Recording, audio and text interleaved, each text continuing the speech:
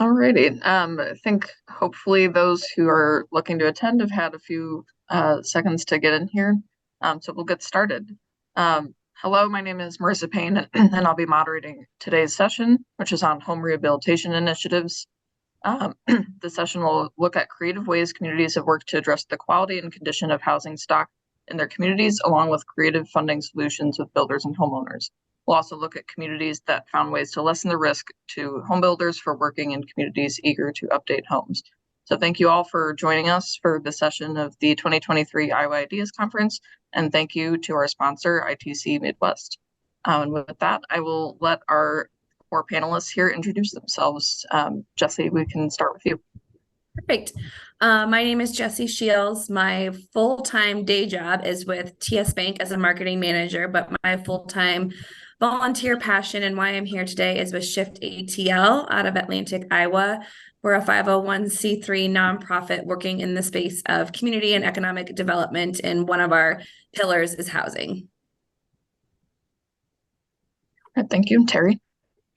Good morning, everybody. My name is Terry Gerhart. I am located in Des Moines, Iowa. I am the Vice President of Lending for Neighborhood Finance Corporation. We are a local nonprofit, been in business here going on 34 years next year, and we specialize in neighborhood revitalization. Thank you. Erica? I'm Erica Kubley. I'm the Neighborhood Services Coordinator with the City of Iowa City. I oversee a city division that deals with all types of housing quality and affordability issues. Our work ranges from leveraging federal funds for housing and community development to locally funded neighborhood revitalization efforts to housing inspections. We do this both internally with our city staff and also in partnership with community agencies who share our same goals. Chad? Chad Schreck. I'm the president and CEO of the North Iowa Corridor Economic Development Corporation. We serve Mason City, Clear Lake, and Cerro Gordo County. Our primary focus is on business retention, business recruitment, and workforce development. But over the last couple of years, housing really became a core objective to help serve those other three needs, and that's become a big piece of what we do now. Well, thank you all for joining us for today's discussion. So we will get right into it. Iowa's communities all need housing of all kinds and all price points. We know that we don't have enough housing here in Iowa. So what's the need that you're seeing in your communities for housing, and how has that kind of changed in recent years, or at least since COVID? I think in Atlantic, there's definitely a need for upper income housing. We have I think it's 53% of our housing stock was built before 1950. So we have a lot of older homes. So we're needing those bigger development and bigger homes so that people can kind of move up and we can rehab the homes that we have. So we really have that aspect, plus creating homes for that mid-income level that are move-in ready. But we really see that we need this trickle-down effect in order to, create the housing rehab that we need here.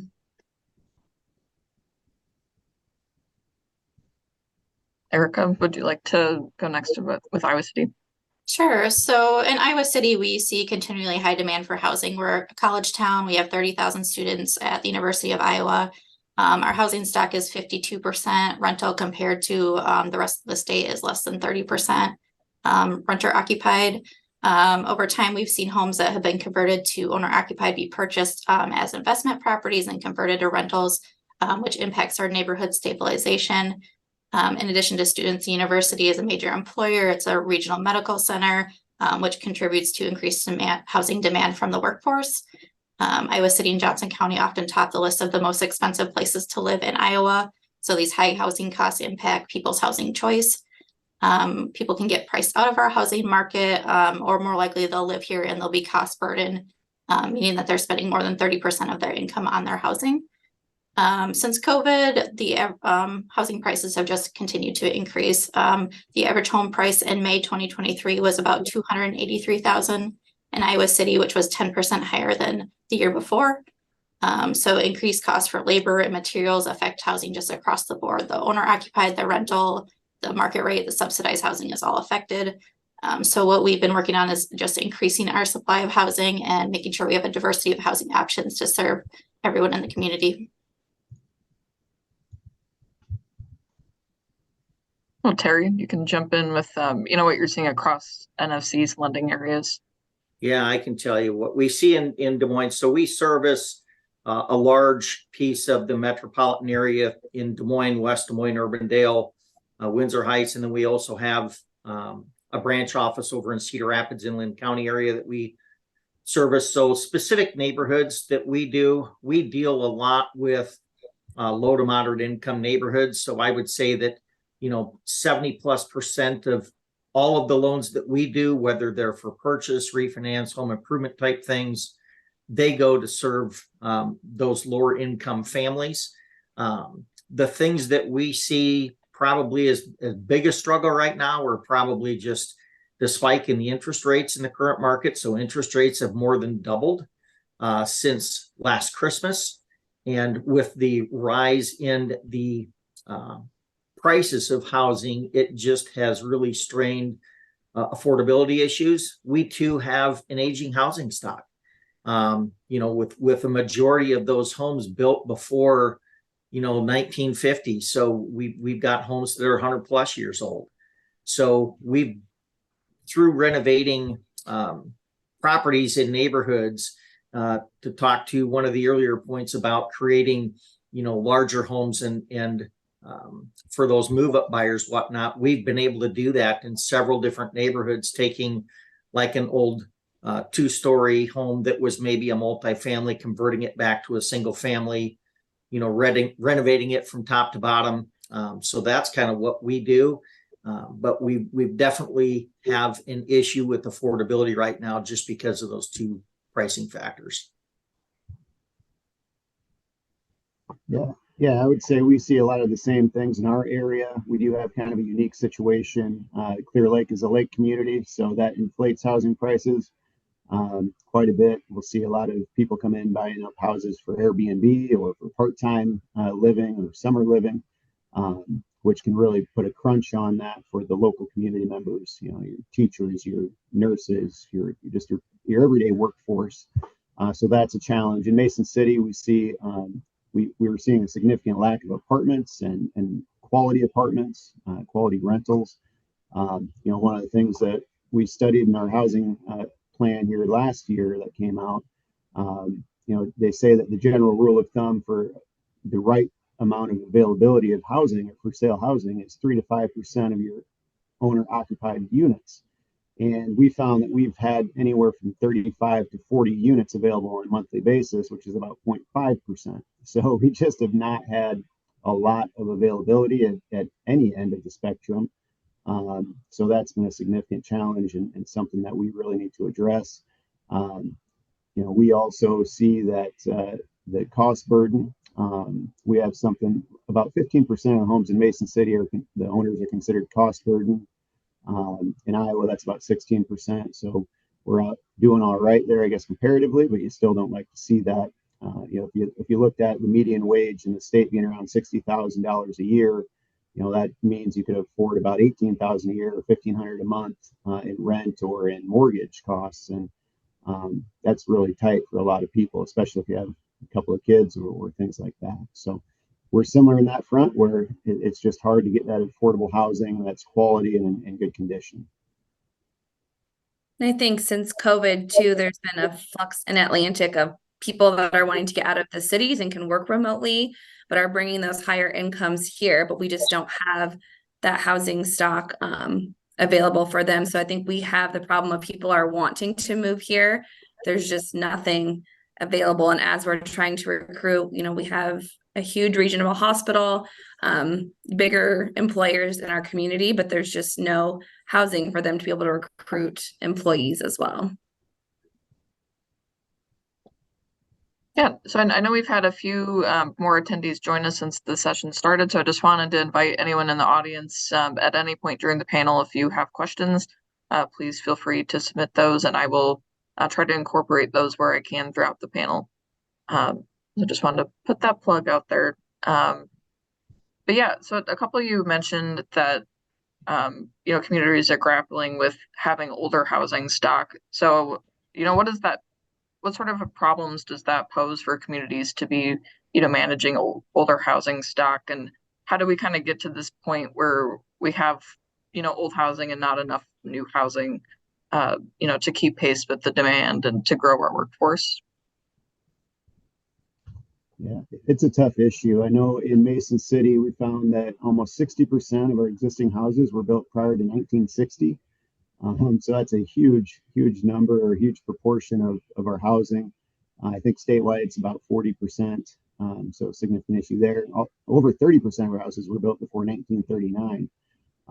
So that's a lot of old houses. You can see those neighborhoods that were kind of built up around the original industries in the community. They're smaller houses. They don't have the amenities that young families want. They're obviously generally more run down. So that creates a lot of challenges. You get people coming in and buying those houses and then turning them into rentals and not necessarily taking care of them as well. So there's just a lot of challenges for the community on that. That's typically where you see your higher crime rates and things of that nature also. So again, it's just one of those issues where with the older homes, they can be more affordable, which can be positive, but typically they're more run down and cause more issues for the community. As for why that is and why we haven't been able to keep up with demand over the years, I think there's a number of issues for that, and get really systemic.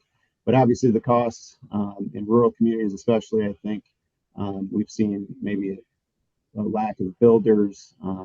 It costs the same material-wise to build a house in Des Moines or a larger city as it does in a small community.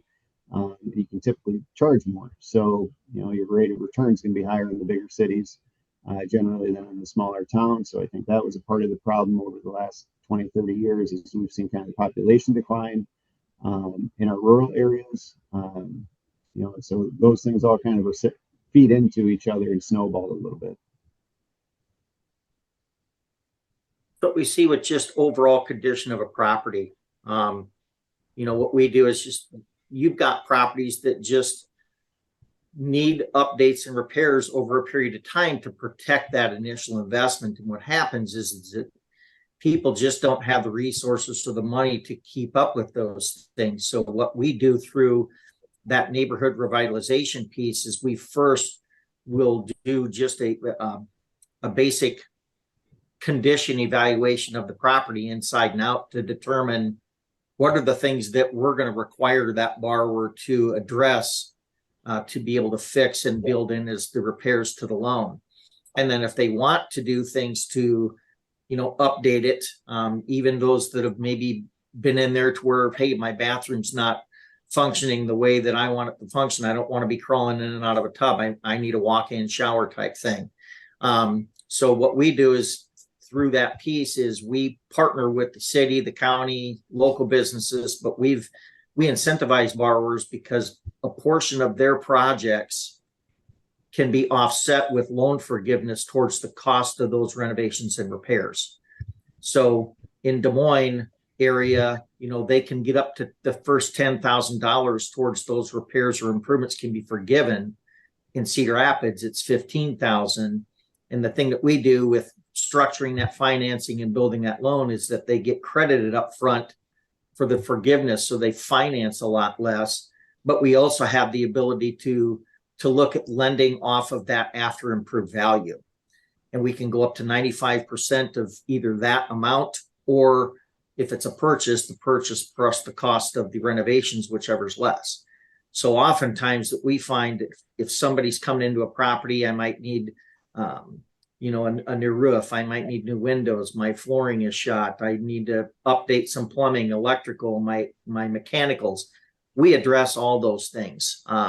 We've gone into things where we've, had to fix foundation walls in basements or waterproof basements. We can build garages, decks, patios. We just created an energy advantage deferred loan where we can layer in some additional deferred financing to help offset the cost of maybe making a home more efficient when it comes to utility cost by just looking at the home envelope and making sure that it's weatherized, making sure that we've got proper insulation, maybe higher efficiency, heating, cooling elements, maybe going to a heat pump type situation. There's all different kinds of things that we do with that. So it's kind of what we see. So I'm in agreement that the older housing stock, it's always expensive and burdensome to maintain, but we also see our older housing stock as part of our naturally occurring affordable housing in our community. And there's a lot of benefits to that. So, it's an important part of our tax base. It could be starter homes for people starting a new job or kind of establishing themselves in the community. It's these homes have the infrastructure already in place. We don't need to build roads and sewers to establish the housing. It's often closer to amenities like jobs and neighborhood schools.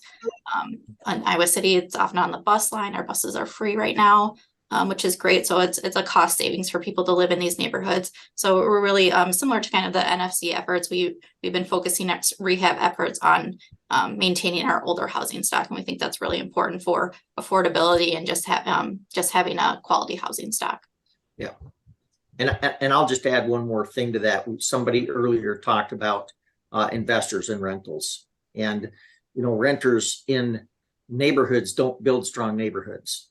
Homeowners build strong neighborhoods, and so we see here we've got a real big issue too with people that come in as investors wanting to flip properties that do just a horrible job at times of flipping properties, and they may make changes to a property to do some cosmetic things and make it look really nice, but they're pretty crafty and they cover up major issues. And when they cover up those major issues, borrowers gets into the property. They've been in there for several months, and now all of a sudden they're starting to see that they've got large problems that were unaddressed that prior owner, as the investor, didn't have to disclose. It becomes a really big challenge and a big issue for that new homeowner. So those investors and the property flippers, I think those things need to be addressed.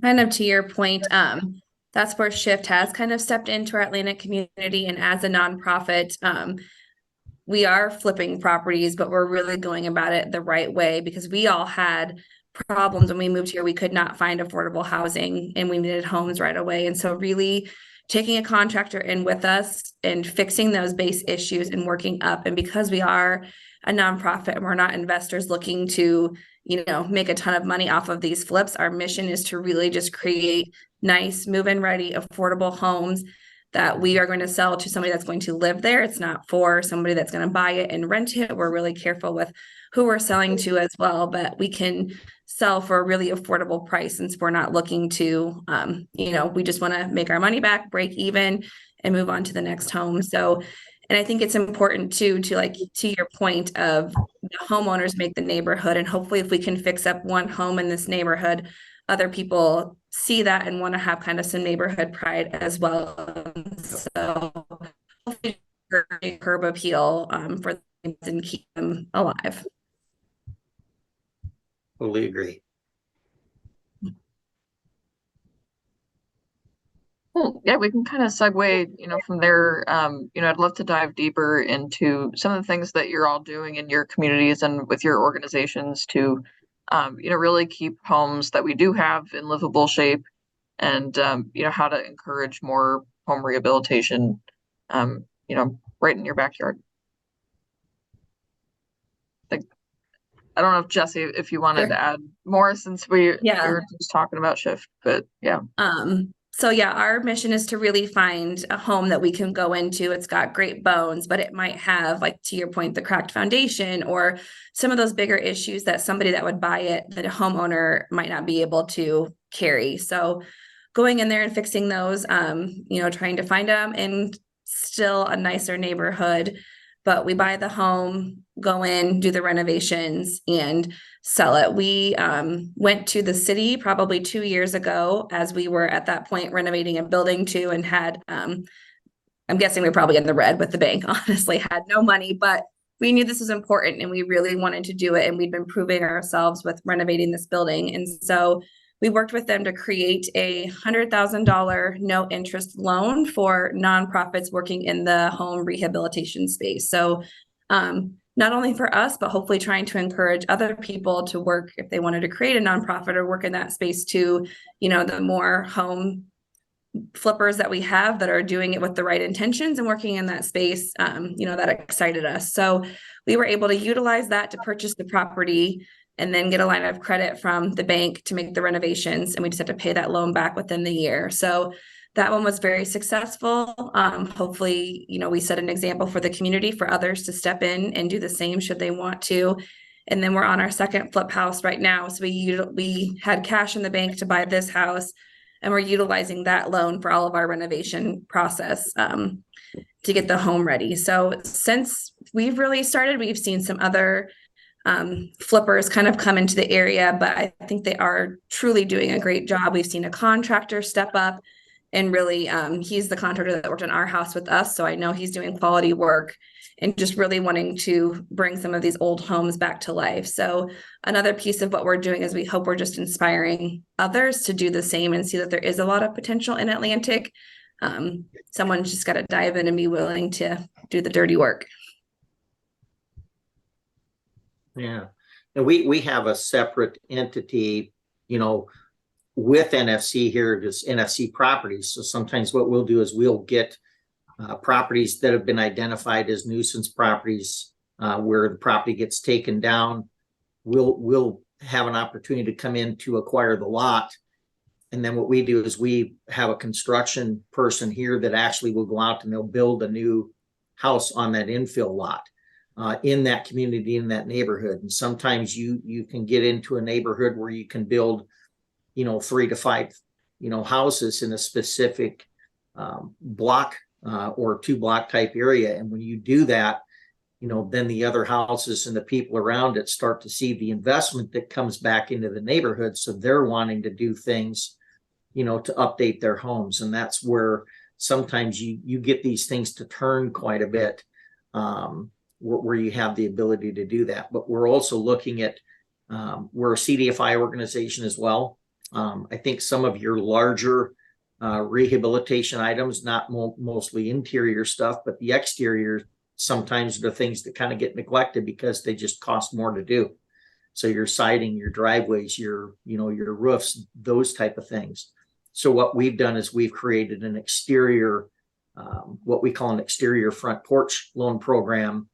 And so the way that we fund that is those families that meet certain income levels, if they're below, 80% of a median income limit, and we finance less than $30,000 to do exterior only repairs, we're giving them a special interest rate of 2%. So you can't find that anywhere in the market. And if they're over the 80%, it's 4%. You can't find that anywhere in the market. So those are just some of the innovative things that we've done. And then with all of this greenhouse gas reduction money that's going to be coming out this spring into the summer, it's just, I think one thing that gets missed is these older homes just are not as energy efficient. And so one of the things that you can do from a housing expense and a budget for that family is really take a hard look at what are the things that you can do to maybe help them reduce those energy costs in the home. And so that can go through, all those things that we talked about earlier in the, just doing those energy efficient improvements, and that can extend all the way to adding solar if you want to go that far. So those are some of the other things that we do here. Along those lines, in Iowa City, we partnered with the Green Iowa AmeriCorps to do home energy audits in all of our housing rehab projects. So we have them go do the audit before we start the project. And then if there's certain findings, we can incorporate them into their housing rehab project. Another program that we started in 2010 was a neighborhood revitalization program called University Neighborhood Partnership, where we purchased rental homes near campus and downtown, rehab them, and then sold them as owner occupied. Not trying to get rid of all the rentals in Iowa City. They're an important part of our community, but to establish a healthy balance of rentals and owners in neighborhoods that have been kind of flipped. So for that program, the university offered down payment assistance for when we first started for their employees who purchased their homes near campus. The city provided funds for rehab as a forgivable loan. It was actually state iJobs funding back when we started. And so over about 10 years, we purchased, rehabbed, and sold about 70 homes in our university impact area and invested about $3.5 million of city funds. And at that point, we kind of felt like we were ready to move to a different neighborhood, and we've been able to replicate that model in our South District neighborhood. So there is an area that is 89% renter occupied when we started, and it's mostly duplex properties. So we've been working in that neighborhood, purchasing the properties, rehabbing them, and selling them as affordable owner occupied. The first one we bought just happened to have experienced a fire in the kitchen. So we were able to purchase that and rehab it and sell it. I think that's how I got into contact with Marissa. She did a story about the home buyer for that one. But those first properties that we sold, the housing payments for those people are about $600 a month. We paired federal down payment assistance with the project, and then city funds for rehab, similar to our past projects. So I would argue that's probably the most affordable owner occupied housing in Iowa City, even with the rising interest rates. So we're continuing that program. We have 10 more properties that we own that we're kind of rehabbing over time. Yeah, we have a few programs that we've got in the works right now. This year, the city of Mason City started a Forest Park Housing Redevelopment District, which sounds similar to the Iowa City one. We actually partnered with IEDA on that for a $1 million home pilot project program. So hopefully this becomes a thing that everyone will have access to in the coming years. But the city also matched that and is doing some infrastructure improvements and things. And this district is right around our downtown core, and really one of the first areas most people see when they come downtown. And frankly, it's been one of those rougher neighborhoods, one of the oldest neighborhoods in the community. So going in there can do grants up to $50,000 per unit. There is a 20% owner match in that program, but it's targeted at LNI families. And that's one of those things where we'll come in and do some assistance on that match as well, with low interest loans and things of that nature. And like I said, the city's teaming up to do infrastructure, street, curb, sidewalk, clean up trees, do some lighting things in that area as well.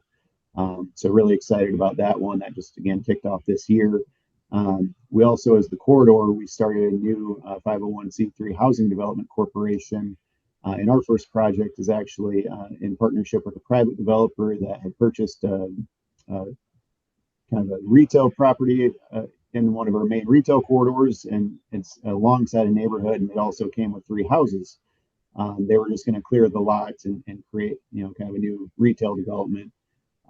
So they had no use for those houses, so they're donating those 3 homes to us. We're actually one of them just got moved yesterday. We have 2 more that'll be getting moved in the coming weeks.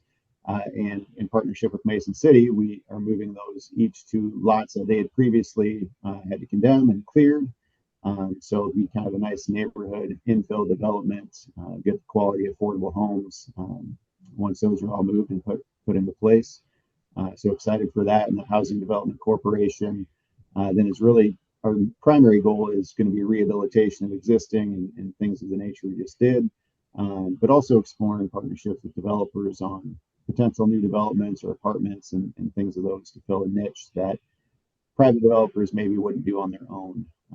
Again, similar to what we've talked about before, you might not have a profit motive with that organization, so we'll be able to do some things that hopefully create more affordable options for people.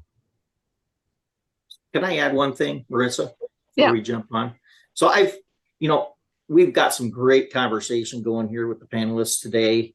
One thing that I keep hearing from everybody is just the reinvestment in the infrastructure. And so the support that we get from our partners, from the city, from the county, from business partners, through those efforts and that level of funding allows us to all do what we need to continue to do. And so when we're talking about our forgivable money, that loan forgiveness, basically that borrower stays in their property for at least the next 5 years before it becomes forgiven, but it's an incentive to them to help with the affordability piece to allow them to do those things. Since we've been doing this, we have helped more than 8,000 families We've done over $450 million in loan volume. We've had nearly $70 million of reinvestment on forgivable loans that have been pumped back into these communities. And without that money, you hate to think about what these neighborhoods and these communities would be if that did not exist. So just, I'd be remiss if I didn't say thank you to all of our leadership from the city, the county, business leaders that come together to realize how important this issue is to providing, a good quality housing stock, maintaining what we have, and also maintaining that property tax base so that we can continue to deliver services that we deliver throughout, the areas. And so just wanted to add that piece in there. Yeah, I totally agree. I think that's an incredibly important point because you look at neighborhoods that start to go the wrong direction and it snowballs. If you got a house that kind of somebody lets it go and it starts to fall apart, well, the odds are the neighbor next door isn't going to like that very much. And maybe they let their house go or they move away so they don't have to be next to that anymore. And whoever buys that house then, maybe they don't care so much that the house next door looks like that and they let their house look like that. And it just spreads. But nobody wants to be the last ugly house on the street. So if you can do these things, you get that investment in there, and you get such a high return on investment that really spreads through the neighborhood. And what we've seen is when you get that one place looking better, the other people start to look at that and say, hey, this place is worth investing in. This is something that I want to be a part of to the good. And you see that start to spread. Yeah. I mean, our statistics here, when you talk about that return on that investment, for every dollar that's invested, we have $1.41 return on that. So that's just, those are proven numbers, and it's just so vitally important. Yeah, thank you for putting a fine point on that, Terry, because I think that's a good summary so far of the importance of partnerships too, and addressing our housing issues across Iowa. I have gotten a couple audience questions, so I want to be sure to incorporate those. The first one I see here is, can you name a few rehab programs that are available in Cedar Rapids, and what are the income restrictions for them? So, I mean, none of our panelists here are exactly, Cedar Rapids based. I mean, Terry, though, with NFC being, Des Moines and Cedar Rapids, so Terry would be best equipped since, NFC works in Cedar Rapids, and perhaps you can put a fine point on the home rehab loans. Yep. So like I said, we have specific lending neighborhoods that we lend in. We can't lend throughout the entire city. So the city has kind of determined where those reinvestment dollars, need to be spent. And then we also look at, we have to make sure that we're serving those low to moderate income neighborhoods. So we look at it from a census tract standpoint as well. But if you go to our website there, neighborhoodfinance.org, in Cedar Rapids, you're going to find a wealth of information on what we can do to help homeowners that are in our lending area. There's a lending map that you can pull up. You can enter your address in the lending map to see if you're in that lending area. And then, like I said, we do all different kinds of loans. So from purchases to full refinances to home improvement loans.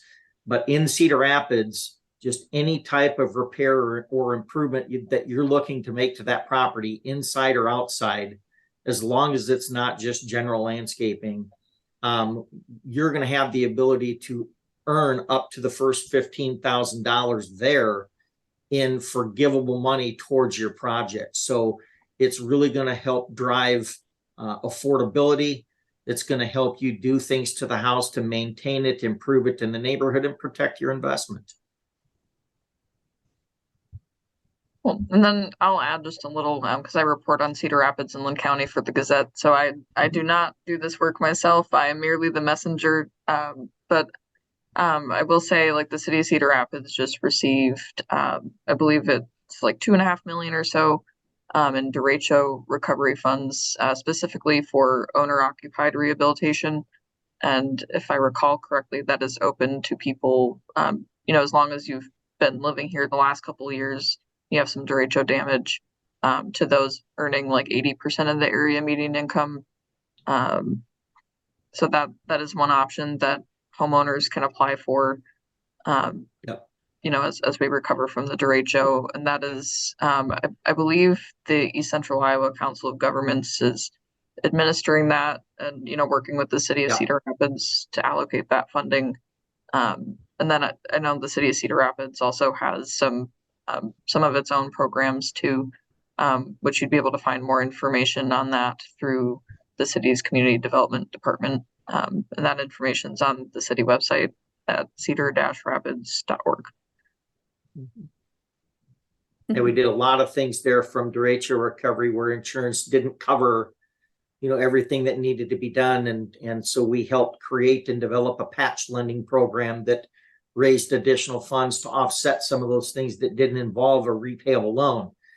So those funds have now since been exhausted, but there's still families out there struggling with that. So that money just recently got allocated for homeowners there that are still dealing with that to do. And again, one of those really important resources that they've been able to get money secured to protect that infrastructure.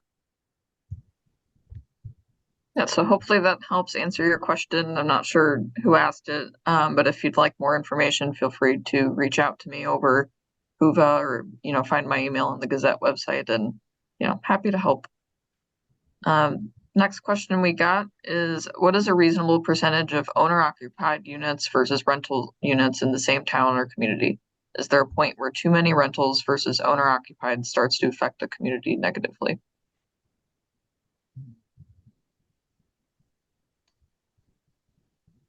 I don't really know what that answer would be in a single family space. I just know that there's different reasons why they do it.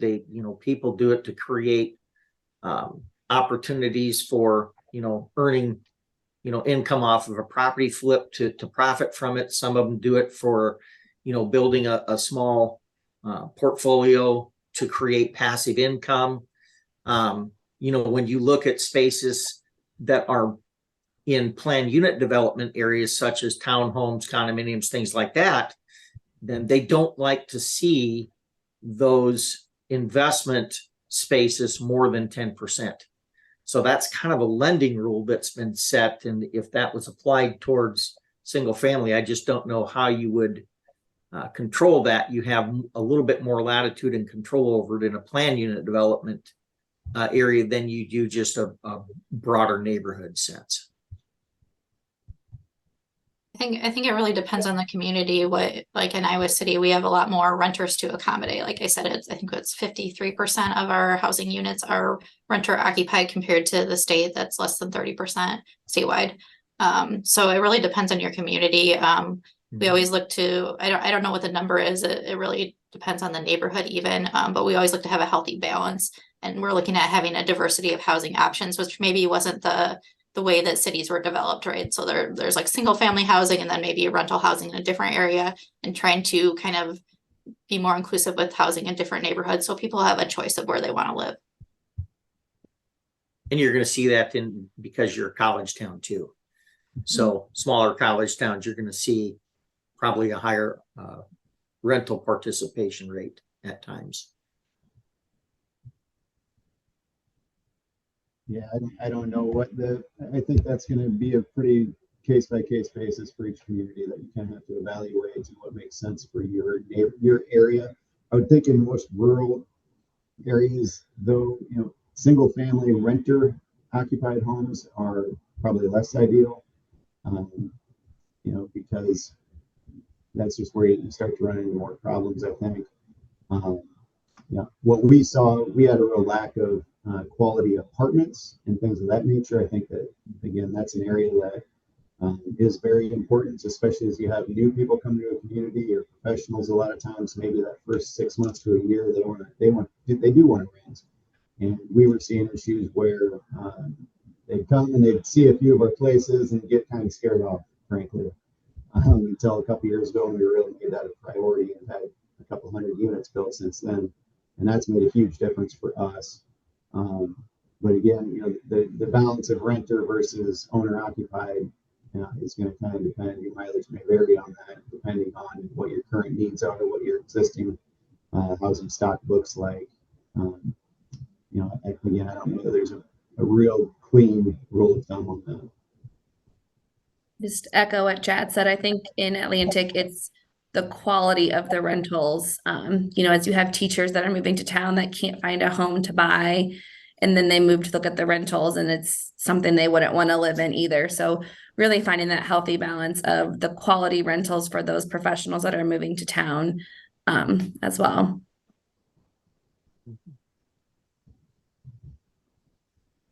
Good. From the work you guys are all doing, another audience member would like to know kind of where renters fit into these home rehab strategies. I guess I jump in real quick. So in that Forest Park redevelopment I mentioned earlier, a lot of that neighborhood is renter or not owner occupied housing.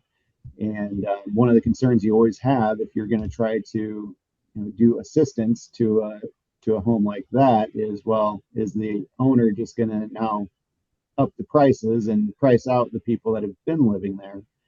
So that was some things that we built into our program to try to make sure that wouldn't be an issue. We wanted the benefit to go to the renters as much as possible. And so the hope was by helping to subsidize the cost to the owner that it would help to generate action and get things done so that those homes were maintained or brought up to an acceptable level. And then again, that benefit would be passed through to their renter by maintaining rents as they were. I forget what the time period of that was, but I believe we had some restrictions on how much rent could be impacted following those changes.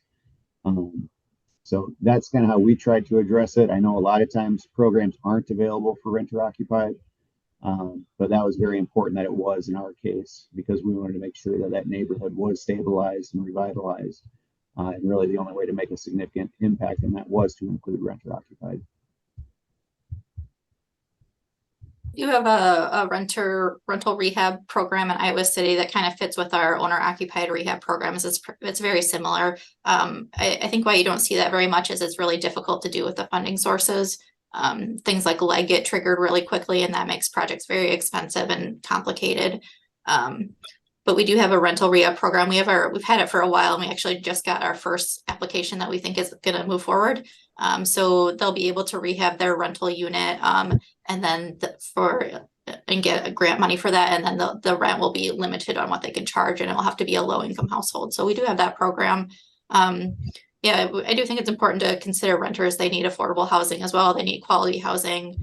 We have housing inspections that go out every year, every 2 years in Iowa City to make sure that the rentals are meet compliance, I guess, meet our housing code. So that's what we do in Iowa City. Yep. We're getting ready to, we just secured some funding to hire a commercial lender. So we're going to be adding a commercial lender to our staff here, not too distant future. The idea is to help those smaller developers really where they can't secure funding to build, a multifamily type project where they can't get the financing to do it. So we're going to come in with either a low cost or no cost developer financing to help them provide that type and level of housing. So we've got that is going to be coming here soon, and we're going to start that actually in Cedar Rapids, not Des Moines. So more coming there. We work more in the owner occupied space, again, creating the homes for the owner to move into. So I don't have too much to add to that one. Yep. Well, and I think this from a funding standpoint and a resource standpoint, you have somebody that the home is theirs, they own it, it's their investment. Historically, they're going to take care of the property more than somebody is if they're just leasing and renting the space from somebody else. So you get those differences, and that's why I think from a funding standpoint, sometimes it's maybe a little bit more difficult, to get assistance to, a person that has rental portfolio or is wanting assistance to do things to the property. You've got a lot of landlords out there that, or property owners that just are not good landlords and good stewards. So they watch those dollars, and I think it's just a little bit more difficult to drive those results.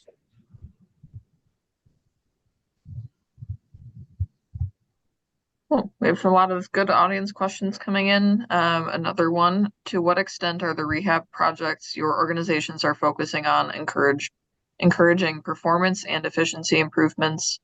Are there standards that projects are required to meet? Are any of your organizations encouraging developers, builders, owners to take advantage of utility rebates or the Inflation Reduction Act?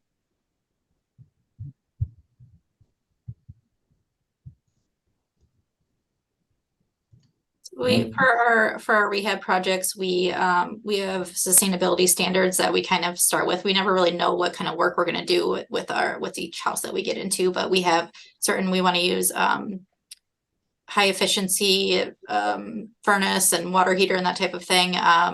Energy Star rated appliances. We usually have our climate. We have climate action staff with the city, so we usually have them go through the units and see how they can help us to be more sustainable with our projects. Yeah. So that's a big thing that's coming. Again, it just goes to the efficiency of a home. So as part of what we did earlier this year, we rolled out and created an Energy Advantage deferred loan product that actually can be used in tandem with the forgivable money. So that deferred financing, basically, what we would do is we would perform an energy audit on that home.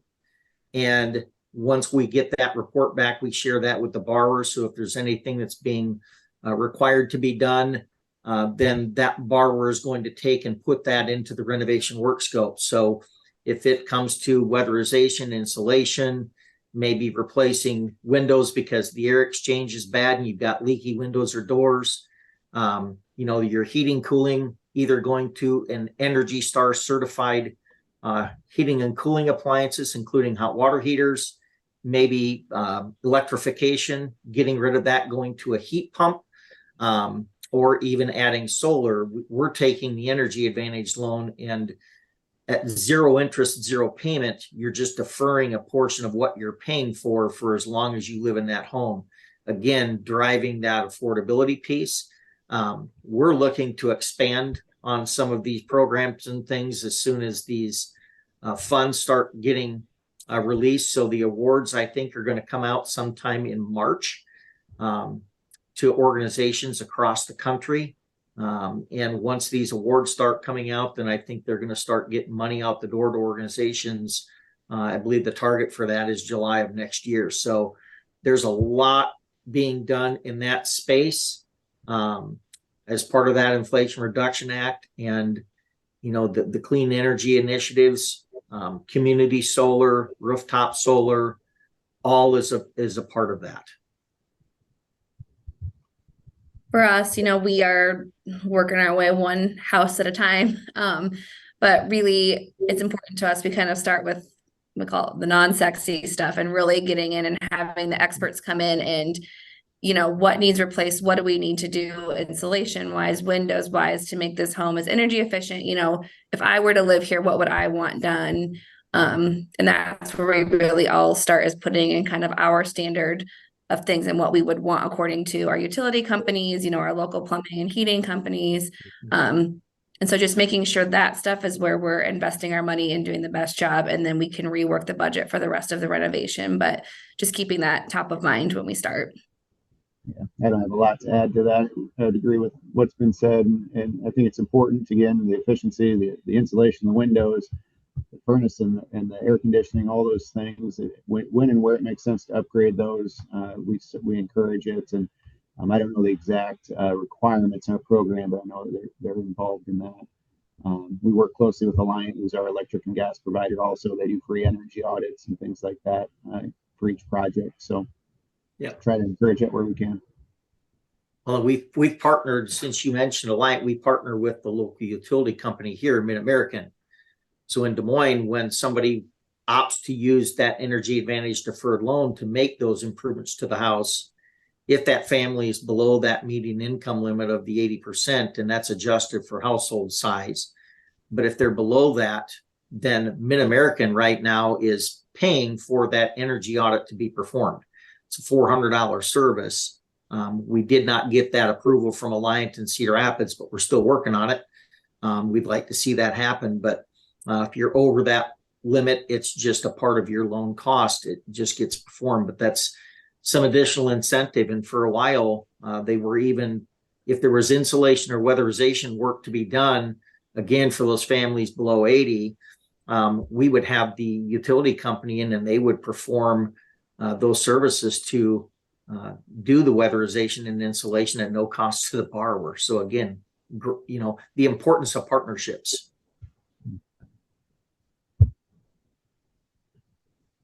And another audience question. The African American Museum offered a class on disparity training. One of the issues was redlining. Are leaders aware of how we're affected today by redlining, and how are you working to overcome that? Do you feel it is improving throughout the state? Terry, I know the NFC does some work with this. I'll let you start off this one. We've done a ton of work in that space. 2 years ago, we started with a local organization here called the One Economy. And basically, there was a disparity when it come to African-American homeownership in our neighborhoods, and especially the disinvestment that happened in the core neighborhoods that were closer to, the inner city and downtown. So it took away generational wealth opportunities, those type of things. What we've done to incentivize and change that and flip that script is I hired a diverse community outreach loan originator 2 years ago. And so does a lot of community outreach work, getting people connected through businesses, through the United Way, through the school districts, through local churches, you name it. But what we've done is we developed a down payment assistance program, because that usually is one of the big barriers in creating, homeownership is down payment and affordability. So our Journey to Homeownership program was something that was developed, and we have more than doubled the number of African-American households that we have served since we launched that program. And so borrowers can get an additional, on top of any of the other programs they may qualify for, they can get an additional $10,500 to $15,000 in deferred loan down payment assistance in order to help them obtain homeownership. And then we partner with other local resources, Home Inc., the Evelyn K. Davis Center, Financial Empowerment Center. And so we get people connected with local partners to help them with budgeting, maybe with credit repair, all of those things. So it was a huge initiative. We're hoping that we can expand that at some point to all communities of color. Right now, we just don't have the funding for it. Very similarly, Iowa City currently has a down payment assistance program in partnership with Green State Credit Union in Hills, where we are able to provide $15,000 in down payment assistance to people purchasing homes in low-income census tracts. So that started last year. We're kind of just expanding a little bit to add Hills to the group, and that will provide additional homeownership opportunities. The Housing Authority is part of my division at the city as well, and we have a family self-sufficiency program. And I think every single person that joins that says one of their goals is home ownership. So helping people, financial education, as Terry mentioned, helping people understand what home ownership means and prepare them for eventual home ownership is one of our goals as well.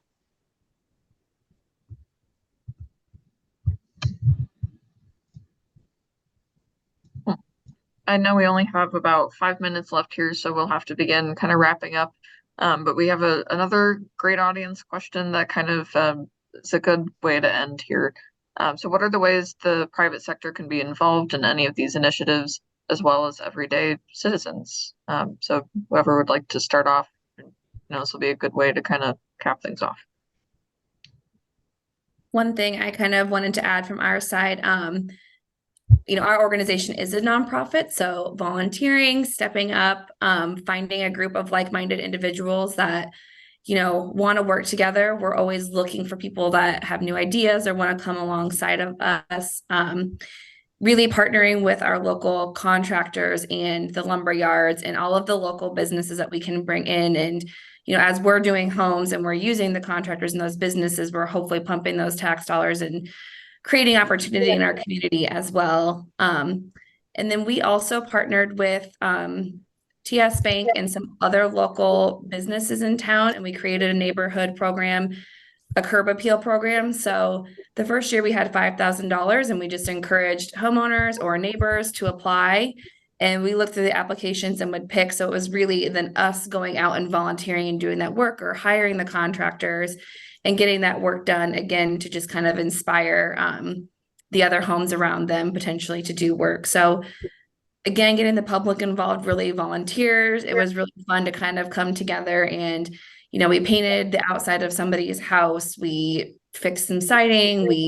One of the projects was in one of the apartment complexes. There was a ton of families with children that had moved here, and the playground was horrible, rotting, not safe for them to play on. So partnered with our Parks and Rec department, relocated some old playground equipment that they were just going to try and find a new home for, but get it hauled there and install a really great, new to those kids in that apartment complex playground. So I think just getting creative and being really connected in your community, and the ideas will flow the more you're talking to people and can get connected with people. Yeah, I love that. And I'm a big believer in planning, and we've done some significant economic development, community development plans, and then this last year we did a big housing development plan. The big thing was making the ask, making the invite for people in your community to be involved, to find people like Jesse that care and are willing to throw the time and effort and resources into making it happen. And when you make that invite, it just gives people the opportunity. A lot of times they don't realize that they can make a difference, or that they can be involved or be a part of it. So when you ask them for input, you ask people to get engaged, we found that they do come to the table, and they do get involved. And we've seen people make a really big difference in some really cool upper story housing projects, and some, again, buying up buildings or houses and doing it themselves. But if you make the ask as a community that this is important to us, this is something we want people to be engaged and involved in, you'd be amazed how often they step up and do it. Yeah. Engagement is huge. Get engaged, participate in your neighborhood associations if you have one. Talk to your city, county officials, talk to your business leaders. Make housing a priority. Make it a priority for funding to allow these organizations to do what we do. We partner with other housing agencies here throughout the community. Cedar Rapids, Matthew 25 would be one. Here in Des Moines, and Habitat for Humanity, Invest DSM, Rebuilding Together. So know what your partners do, look for those opportunities, but we partner together to help find solutions to bring to homeowners in the community. So funding is critically important to everybody in everything that we do. Yeah, I agree with all that. We're always looking for partners too that share our goals. That, if you have an idea, reach out to us. We have a lot of resources at our disposal at the city. Even if we can't help you, maybe we can direct you somewhere else.